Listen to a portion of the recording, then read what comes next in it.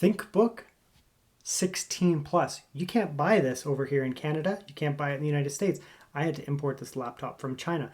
However, it's an awesome laptop, and I really wish Lenovo would bring it over. I brought in the 16-inch model here, which is a really, really nice laptop. I also brought in the 14-inch, which is the same laptop, just slightly smaller. I brought them both in from the same seller because I wanted to test them out. And here is the laptop here. So it actually came with a 100-watt gallium nitride charger. This is a Euro plug. They actually gave me a little adapter. It's fine. I have USB-Cs all over my house, so it's no big deal, but that's 100 watts. You can see this here. The ThinkBook used to be kind of Lenovo's, I'd say, budget lineup. It was kind of like a budget offering of the ThinkPad, but I'm finding the ThinkBooks to actually be elevated now into a very premium status from Lenovo. And they're actually taking them very seriously now too. They're actually becoming very, very premium. You can get, more affordable ThinkBooks all the way up to like super premium, like the ThinkBook 16 Plus here. You get your ThinkBook design where you get that half, kind of 2/3 there. It's a slightly different texture, a little bit shinier, a little bit less shinier. Just give it a bit of an accent. Nice ThinkBook label there. Metal bottom, not plastic. Some of the lower end ThinkBooks have plastic on the bottom. This is a much higher end ThinkBook, so obviously metal on the bottom there, looking nice. Right side, nice and clean, not super thick or anything like that. Okay, let's have a look at ports on this one here. So on the left side, you get your power in USB-C 10 gigabit. So I guess you'll get basically 1,000 megabytes a second. If you wanted to plug in some type of data there, you should be able to power a screen and that off of that. Always on USB-A, HDMI, Thunderbolt port there. And then you get your, that's basically that lightning, that should be power right there. Another USB-C, headphone, microphone combo jack. I guess that's a power indicator or something like that. Right side, slide that out and go like that. Oh, there's another, that's a weirdly embedded USB-C. I guess you could put like a permanent USB-C in there. I actually have a somewhere, like I have like one of these, right? So I have one of these that has data. You can put it in, or you can embed your like actual mouse in there, right? So you put that in there, and then you don't have a dongle for your mouse sticking out to the side. That's a really smart idea, actually. I really like that. Because normally when I'm using my laptops, I have this thing sticking out, right? It's not the end of the world. But if it's not there, then it's not there. Definitely nice, right? So that can be in there permanently. It's very cool. Big fan of that, actually. Full-size SD card there. Another USB-A. RJ45 Ethernet. Right, so you get internet. And then you also get Kensington lock slot. Nothing on the back. So definitely some other nice accents on there, too. Like you can see that nice little, if you can see that on camera, like that little etched in ThinkBook there. It's just a clean laptop, right? It's all metal, right? And it's just these little things. That's nice, right? That just makes it feel more premium, just having that little nice thing there. Check the weight of the laptop here. 1,912 grams. So that is approximately 4.3 pounds, something like that, 4.4 pounds. Okay, and I'm just going to step back for a moment here. This is the 16 Plus. This is the 14 Plus, also Chinese only model. At least I don't think it's sold anywhere in the West. Very, very similar laptops, the same CPU on both of them. I've also been using the 14 Plus a lot recently. I have a review coming for it. I finally decided to do it because I've been using it for like 2 months now. It's just time to make the review. But you can see how similar they are there, right? Same idea.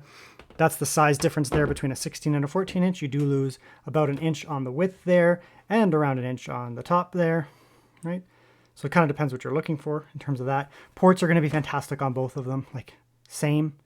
So it's a 14-inch laptop, but you don't lose size. You don't lose ports.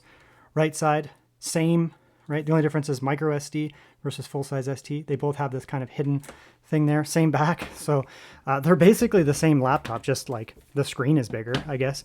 Other than that, they have the same keyboards, right? Then you get a trackpad. You get a numpad on this here because they just more width, so they can add a numpad to it.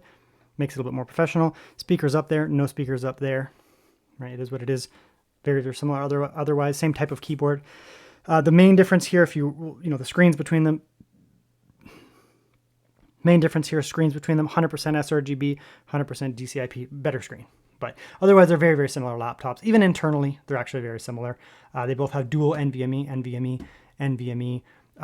They're very similar. Soldered RAM on both of them. So, I mean, they're very, very similar laptops. This is a IdeaPad Pro, at least IdeaPad Pro. And you can see here it's a slightly darker keyboard. This is actually a smooth material. So this is smooth. So this is smooth here, smooth texture. And this is smooth here, slightly darker, but it's a smooth texture. That's a no, booting up. Trackpad's kind of similar, I guess I'd say. These are actually different keys this year. I've never seen this on a ThinkBook. Normally the ThinkBook keyboards are similar to this. They're kind of like a smooth plasticky texture, which is good. I like it. These are basically identical to the Microsoft Surface. If you ever use a Microsoft Surface laptop, like the Surface Go or whatever, they have almost like a rubber texture. It's not a grippy texture. It's very smooth as well. Run your fingers over, but it's like a rubber kind of, I guess rubber would be the proper term. Yeah, I guess rubber. So the keyboard itself looks nice. I mean, you get kind of embedded arrow keys there. Decent. You get the stupid Copilot thing. Full size. You get a numpad over here, slightly shrunk down. So it's going to appeal people who don't like a full size numpad. They shrink it down there, which allows the trackpad to be slightly more centered. It's a gigantic trackpad anyways. You can see that there. The keys, like I said, are slightly more matte textured. Good travel on them. We'll see this here, right? So the actual physical keycaps aren't super tall, right? But you do get good travel, lots of travel, right? So let's do a quick type here. Get some audio on it too when we're typing.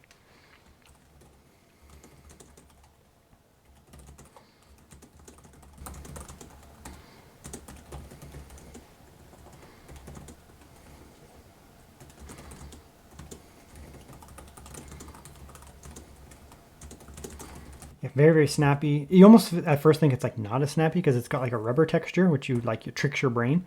But it's got a lot of travel on it, and it's very snappy. And I feel like the rubber texture maybe mutes it slightly.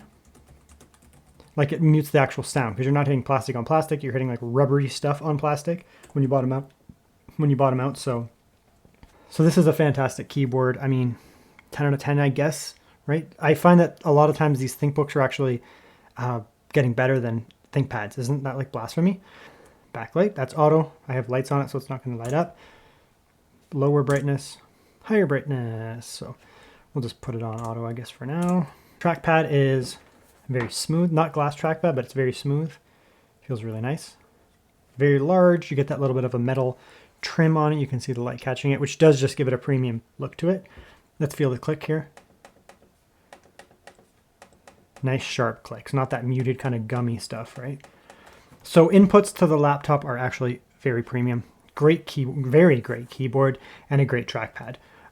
Big fan of that. So the ThinkBook 16P that I reviewed last year, I think is probably going to be similar to this. I have it coming in the mail. I ordered it from Lenovo. It's a slightly thicker version of the ThinkBook because it's got like gaming internals. But yeah, this feels really nice. So overall, really, really nice there, I would say.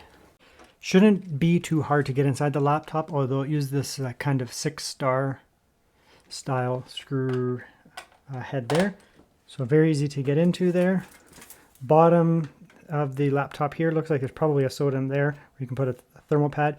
This one does have a thermal pad. It's 2242, so it's a little guy there. And just some structural foam, some structural stuff there. Big intakes there. It's got dual fan and some protective there. Looks good.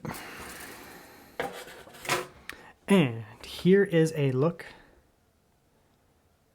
And here is a look inside the laptop. So it's looking pretty good. So what we have here is we have a nice big battery, 85 watt hour battery. That's pretty big actually, especially because this doesn't have dedicated graphics and it's an 8845HS. So this thing's gonna be super efficient and have crazy good battery life. So that's really nice. 8845HS on an 85 watt hours is gonna probably supply really good battery life there. Nice speakers there. You get these square style that they have on some of their more premium laptops, like the Yoga 9i, like the Legion 7i Pro. The IdeaPad Pros also have these square ones. They should sound pretty good. There's your CMOS battery, by the way. In terms of upgradability, 2280 on the right there.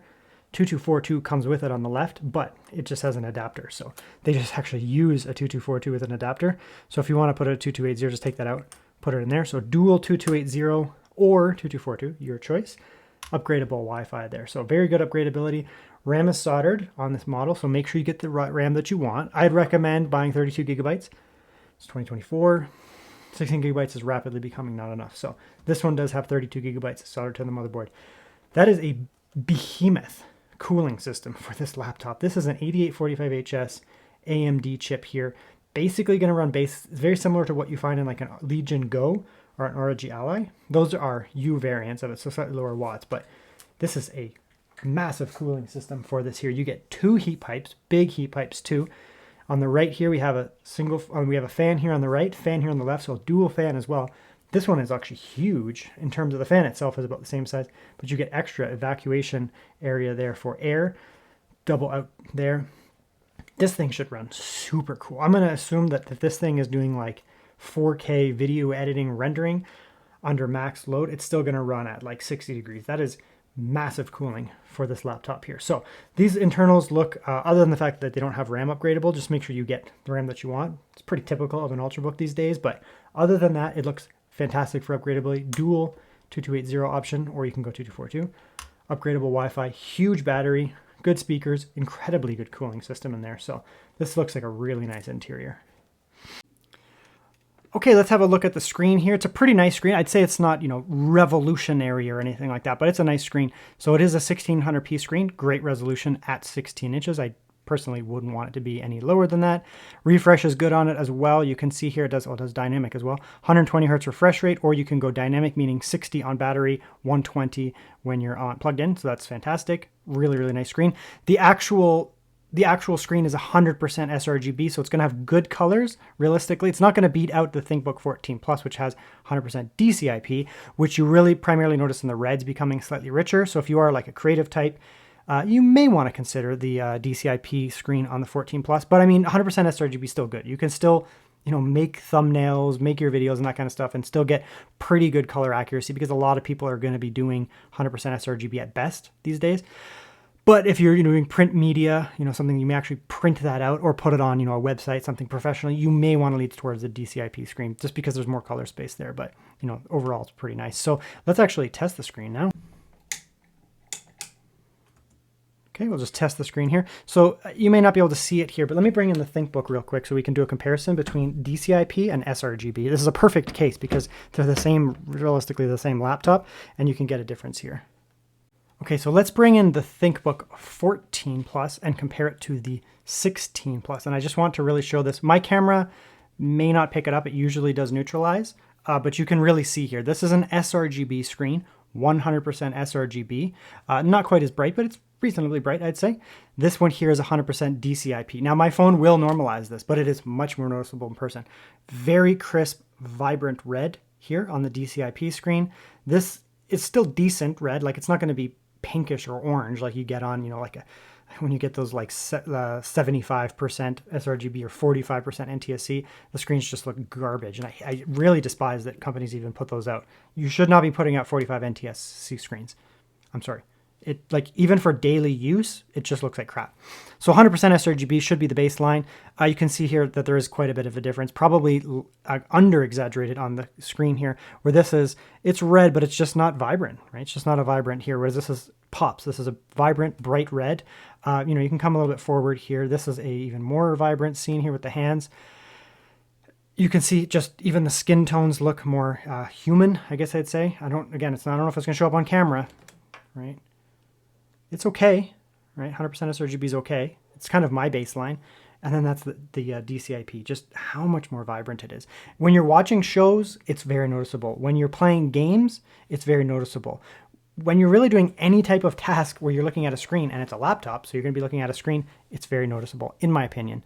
I really do notice it. Blacks are good. You know, these are both good screens. They do have good blacks. If we bring that down there, right? They're probably near equal. Right? There's no bloom around them. I've used both laptops for, honestly, I think it's like 2 months at this time. I've had these laptops forever. Finally decided to do the review. So it's not like I'm going in here blind. I've used, this laptop has been my daily driver for legitimately almost 2 months.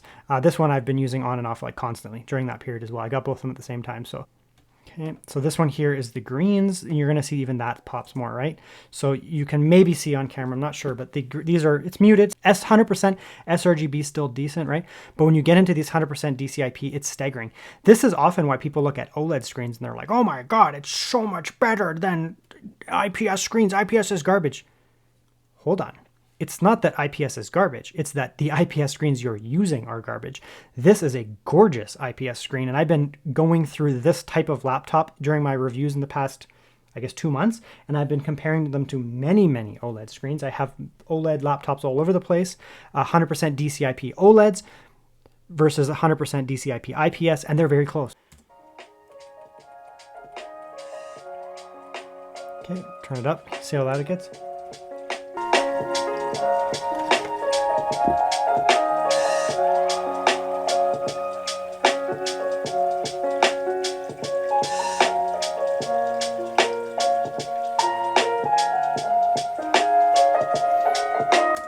Okay, so I'd consider them good. Not fantastic. There are much better speakers out there on some laptops, but these are good and probably above average. You know, most gaming laptops don't have good speakers. The average business laptop doesn't have good speakers.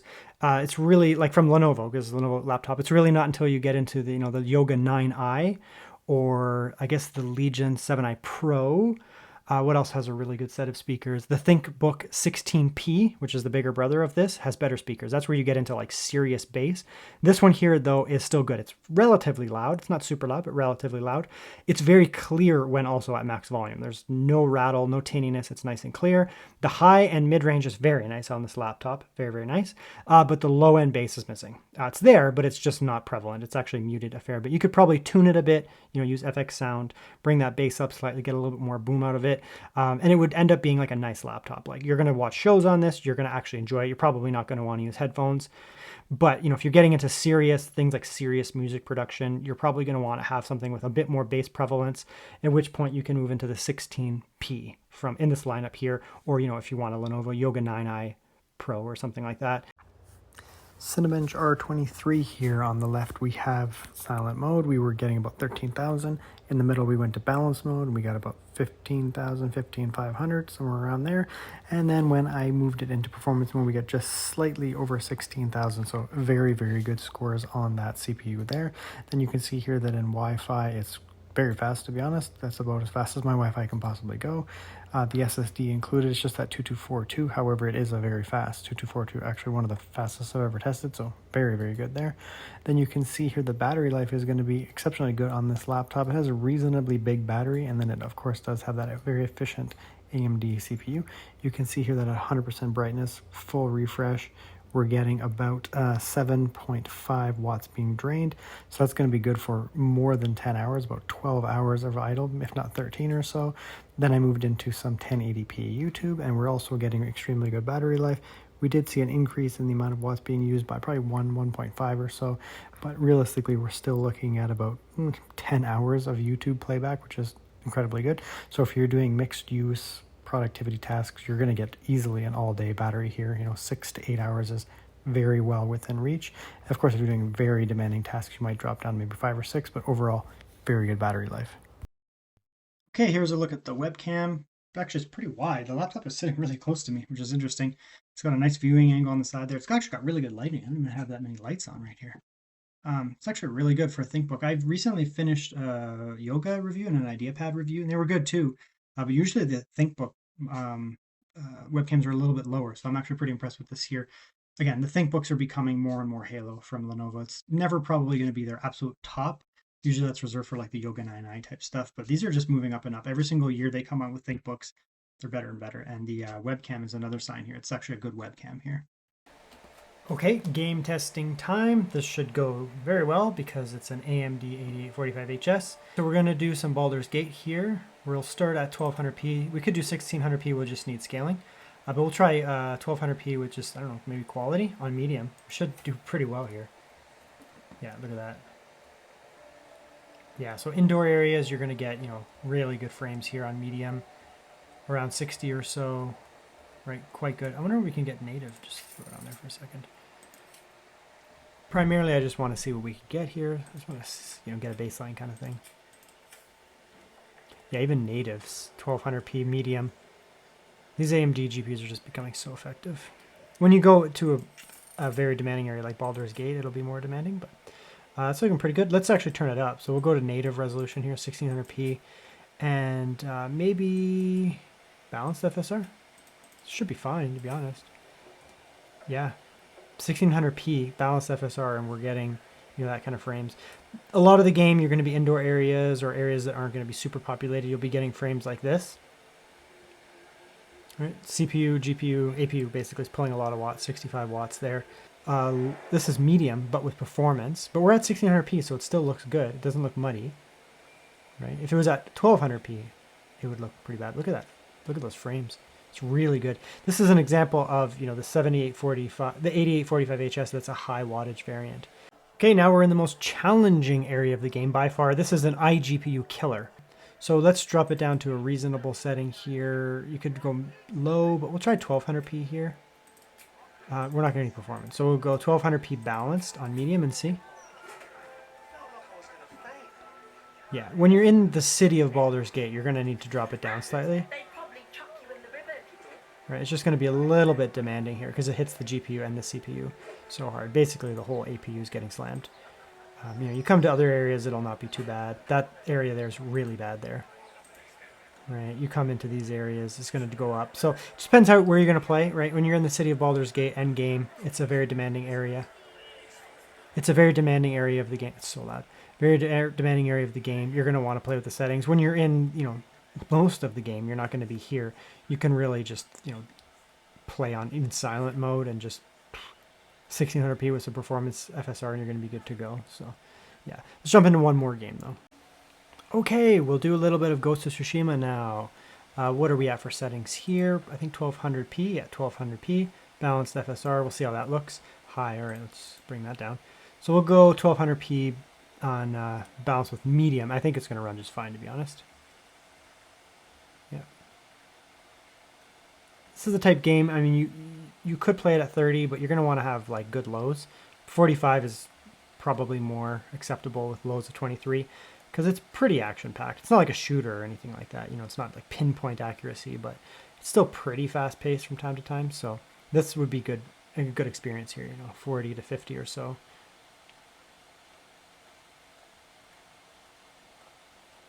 It's a pretty demanding area. That's why I'm hanging out here quite a bit with all these leaves and things. When we come over here, you'll see it'll really hit the system.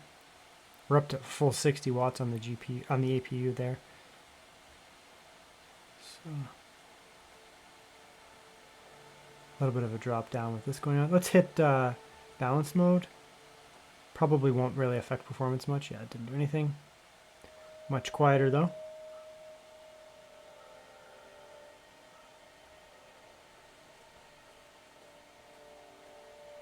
Let's throw it down to silent. So we're at 50 or so. Let's see what silent does here. We dropped a little bit, 50 down. We dropped about 10%.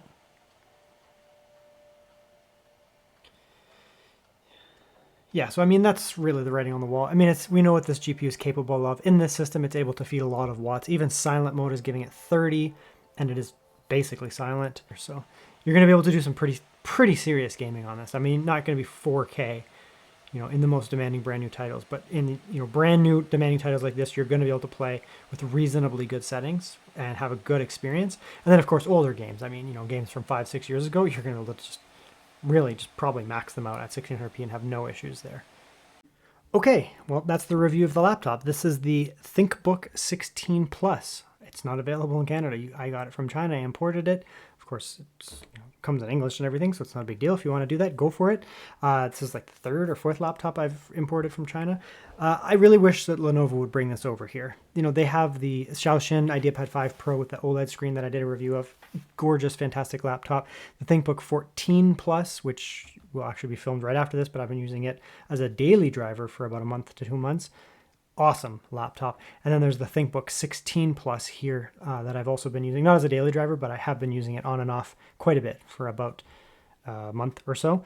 It's an awesome laptop. All metal design, metal lid, metal top, metal bottom, great keyboard, pretty good screen on this too. A lot of the times the ThinkBooks you can get over here in the West, in Canada and the US, they're not very good. The ThinkBooks will have like, 45% NTSC screens at 1200p, like that kind of garbage there, like dim on the 16. Like they have the ThinkBook 16 right now for this year. I haven't bought it because I'm not super impressed by the screen. It's a 1200p screen with low color space. Not a fan. This 16 Plus here overcomes that. It has a really nice screen, 100% sRGB, 1600p, 120 hertz refresh rate. That's a nice screen on a laptop of this quality, like this kind of, mid-tier, but leaning towards the higher end with, all this metal and everything. Good speakers on it, really good cooling on it as well. So, this is a really nice laptop. If you're looking for one, I mean, we can't get this over here. You could buy the ThinkBook 16 non plus, but you're not going to be able to get the nice screen that this one has. So just be considerate of that. You may want to step up to like the 16p, which is thicker, but it has really nice screen on it, or go with like something else like an IdeaPad 5 Pro.